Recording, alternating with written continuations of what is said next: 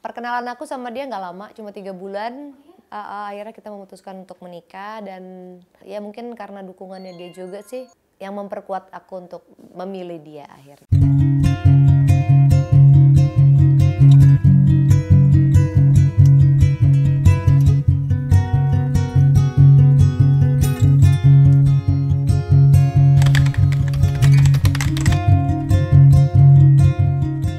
Anakku baik-baik saja, sudah mulai sekolah semuanya dan sudah mulai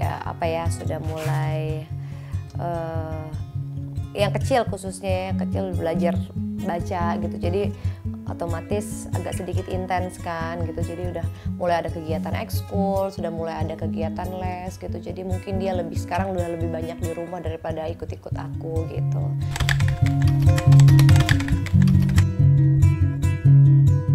Karena gini, dari awal aku kenal dia, memang dia tipikal yang tidak melarang aku untuk bekerja. Karena waktu aku ketemu dia pun, entah kenapa yang namanya jodoh ya.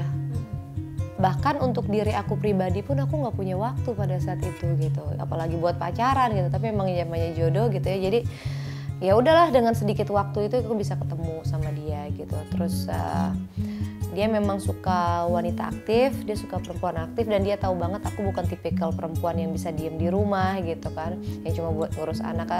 Sempat pernah waktu itu sakit seminggu, jadi di rumah aja tuh udah kayak orang stres, tau nggak? Jadi kayak mau ngapain nih gitu. Jadi justru kenapa ya, kayak kalau aku sibuk tuh aku merasa adrenalin aku tuh kayak lebih terpacu aja kayak gitu-gitu. Jadi mungkin justru kalau di rumah aja malah kusut muka gue yang kuyuk. Kalau keluar rumah ya kerja atau apa yang dikerjain semuanya kayaknya agak lebih ini. Olahraga juga membantu juga gitu kan, karena ada enzim endorfin itu yang buat memacu adrenalin juga kan gitu, membuat itu kan sebenarnya enzim bahagia sebenarnya.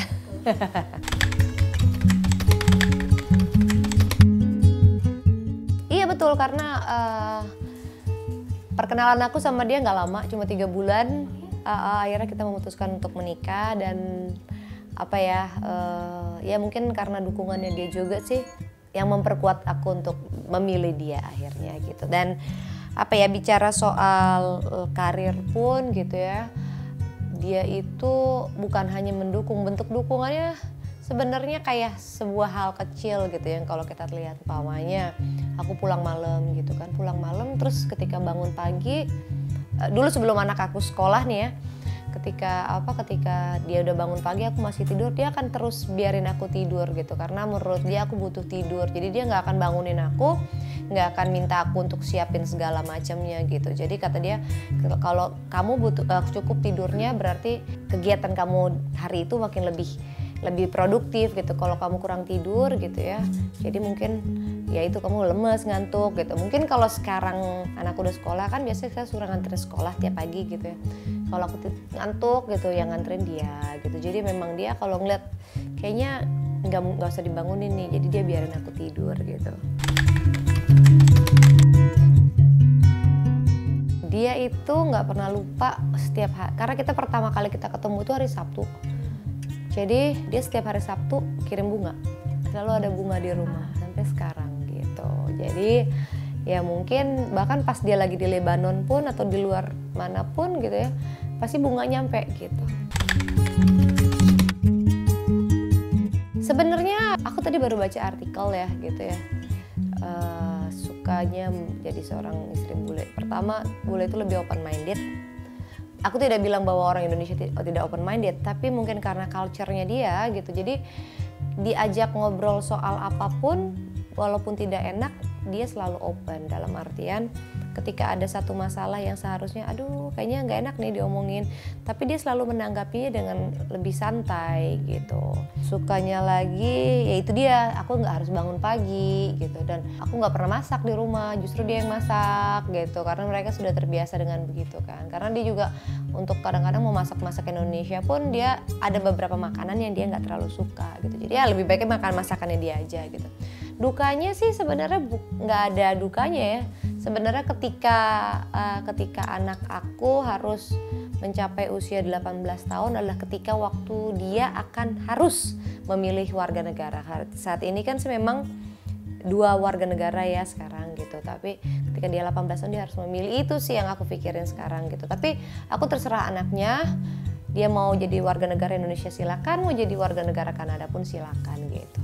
Dan satu lagi, jauh dari keluarganya dia gitu. Jadi kadang-kadang kalau anak-anak kangen sama grandma-grandpanya itu memang harus ketemunya setahun sekali. Jadi itu sih lebih ke anak-anak, kalau aku pribadi sih enggak.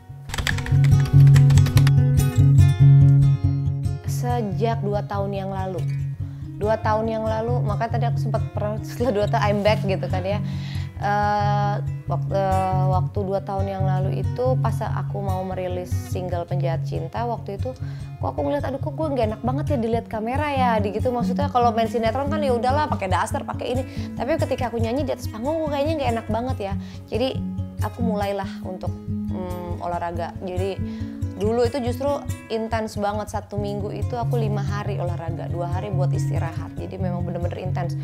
Hari Senin, Rabu, Jumat umpamanya itu aku 20 feet. Selasa Kamisnya aku cuman kardio aja gitu-gitu. Tapi setelah itu akhirnya aku merasa cukup, sekarang aku lebih ke kardio aja. Aku makanya paling gak lari 20 menit aja, yang penting konstan ininya, speednya gitu. Jadi mungkin untuk lebih apa ya, lebih buat menstabilisasi ini aja kegiatan aku sama makanan yang aku makan sama kalori yang aku keluarkan, kayak gitu aja sih. Mungkin dia lebih ini aja lah, lebih menjaga aja, untuk menjaga sekarang gitu.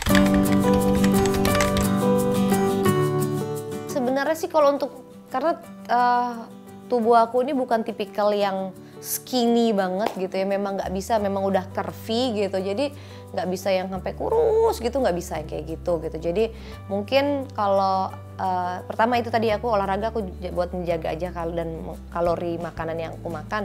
Terus aku sekarang ini belakangan sih nih ya agak sedikit jorok lagi makannya, apa aja aku makan, tapi sekarang kayaknya aku mau mulai makan sehat lagi gitu, karena buat aku makan sehat itu sangat penting. Kenapa? Kita memikirkan asupan yang masuk ke dalam tubuh kita, karena dengan makanan sehat adalah makanan yang dibutuhkan oleh tubuh kita. Kadang-kadang kan kita berpikir udah deh makan yang penting kenyang, tapi belum tentu itu dibutuhkan tubuh kita. Umpamanya ya kita cuma makan nasi goreng gitu ya, nasi goreng aja banyak gitu ya. Makanya kadang-kadang kita melihat makanan, emang kenyang ya makan cuma segitu gitu. Itu bisa kenyang, kenapa? Semua yang dibutuhkan tubuh itu sudah tercukupi.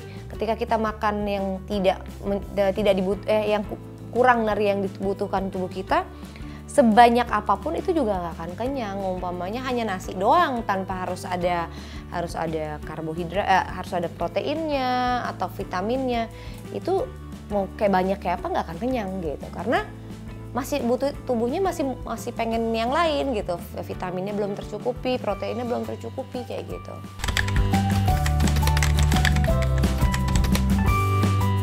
Aku sih sebenarnya semuanya pengetahuannya aku cukup dari baca ya, aku cari tahu gitu.